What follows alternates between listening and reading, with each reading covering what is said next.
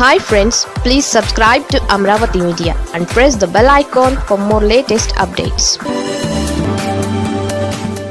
అక్కడ TDP MLA versus Lokesh సన్నిహిత నేత డిష్యూమ్.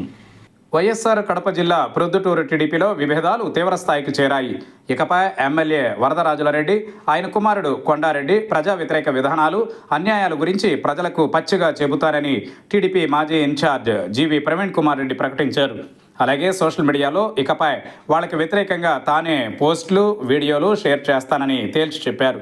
ప్రొద్దుటూరు ఎమ్మెల్యే వరదరాజులరెడ్డి, ఆయన కుమారుడిపై ప్రవీణ్ ఒంటికాలిపై లేస్తున్నారు. 2019లో టీడీపీ అధికారం కోల్పోయిన తరువాత ప్రొద్దుటూరులో ఆ పార్టీకి ప్రవీణ్ పెద్ద దిక్కయ్యారు. ఇన్ఛార్జిగా వ్యవహరిస్తూ వైసీపీ ఎమ్మెల్యే రాచమల్లు శివప్రసాద్ రెడ్డిపై పోరాటాలు చేశారు. జైలుకు వెళ్లారు. కడప సెంట్రల్ జైల్లో ప్రవీణ్ని నారా లోకేష్ పరామర్శించారు. అయితే ప్రొద్దుటూరు టికెట్ మాత్రం వరదరాజులరెడ్డికే దక్కింది. అప్పటి నుంచి వరదరాజులరెడ్డిపై ప్రవీణ్ తీవ్ర ఆగ్రహంగా ఉన్నారు. ఎన్నికలలో కూడా తమకు పని చేయలేదని వరదరాజులరెడ్డి అధిష్టానానికి ఫిర్యాదు చేశారు. ఇరు నాయకుల మధ్య సయోధ్య కుదర్చడానికి అధిష్టానం ప్రయత్నించలేదు. అయితే ఇక్కడ ప్రవీణ్ చాలా తెలివిగా వ్యవహరిస్తున్నారు. ప్రవీణ్కు ప్రొద్దుటూరులో అంత సీన్ లేదని వరద వర్గీయులు చెబుతున్నారు. తమతో గిల్లి కజ్జాలు పెట్టుకోవడం ద్వారా మీడియాలో ఫోకస్ కావచ్చని రెచ్చగొడుతున్నట్టు వరద వర్గీయులు ఆరోపిస్తున్నారు. తాజాగా మరో వివాదం తలెత్తింది. ఎమ్మెల్యేకి వ్యతిరేకంగా ప్రవీణ్ రెడ్డి అనుచరులు సోషల్ మీడియాలో పోస్టులు, వీడియోలు పెట్టారు. ఈ విషయమై ప్రొద్దుటూరు 1 టౌన్ పోలీస్ స్టేషన్లో వరద వర్గీయుల ఫిర్యాదు మేరకు కేసు నమోదైంది. ఈ విషయమై ప్రవీణ్ ఘాటుగా స్పందించారు. గతంలో చంద్రబాబు, లోకేష్ను రాచమల్లు శివప్రసాద్ రెడ్డి, ఆయన అనుచరులు తీవ్రంగా విమర్శిస్తే ఏనాడు వరద వర్గీయులు ఫిర్యాదు చేయలేదన్నారు.